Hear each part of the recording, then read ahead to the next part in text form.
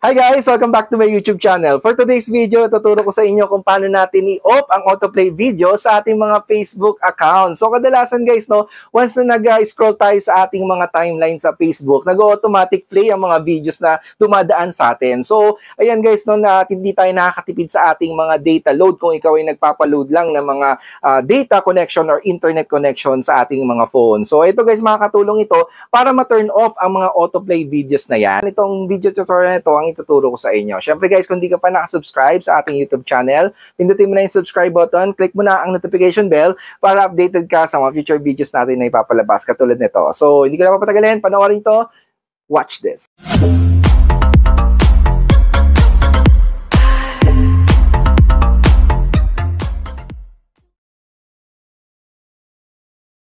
So ito guys, punta tayo sa ating mga Facebook application. Maka-Android man yan or iOS, pwede sa settings natin. So open natin ating Facebook. Punta tayo sa menu, interface natin ng account natin. So once na makapunta tayo dyan, punta tayo sa ating mga settings and privacy. So click natin settings and privacy. Then hanapin natin itong settings. Yan. Click natin itong settings. Then scroll natin. Hanapin natin itong media. Ayan, or media. Yan, media ba or media? Click natin yan. So, ayan ang open natin ng settings. As you can see, meron dito media, meron video quality, autoplay, and video and photo settings. So, ito papakita ko sa inyo para hindi mag-autoplay ang mga video na dumadaan sa inyong mga screen sa Facebook. Kasi minsan, di ba, nag-autoplay yung video agad kahit hindi pa na natin ikiniklik. Ito guys, makapalitan natin dito. Never autoplay videos natin kasi naka-default siya as on mobile data and Wi-Fi. Naka-check, no? Yung autoplay. So, lipat natin sa never autoplay videos. Yan, nag-change has been saved. So, sabi dito, save na siya. Ayan ang ating default na.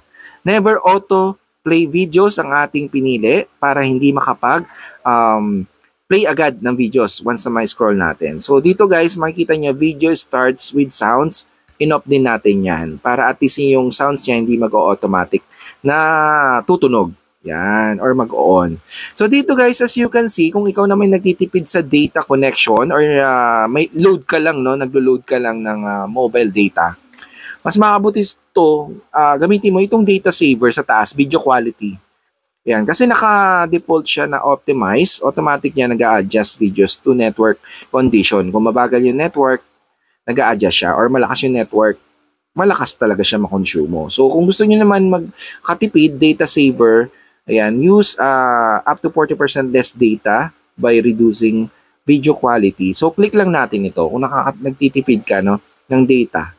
Ayan. So, click lang natin yan, then back natin, automatic yan, auto-save na siya. So, yun lang naman yung setting dito sa media. At mag-re-restart na yan. So, out natin or back natin tong application.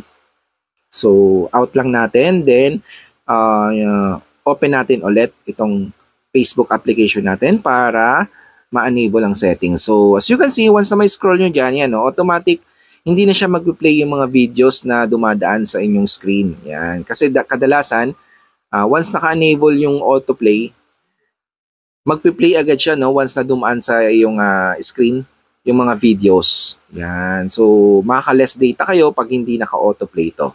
So, that's it guys sa ating video tutorial for today at sana nagustuhan nyo at may natutunan kayo. Keep thumbs like, share nyo na sa family and friends para alam nila na mayroon ganitong channel nagbibigay tutorial. So, maraming salamat. Have a nice day. Mabuhay. Subscribe. Bye-bye.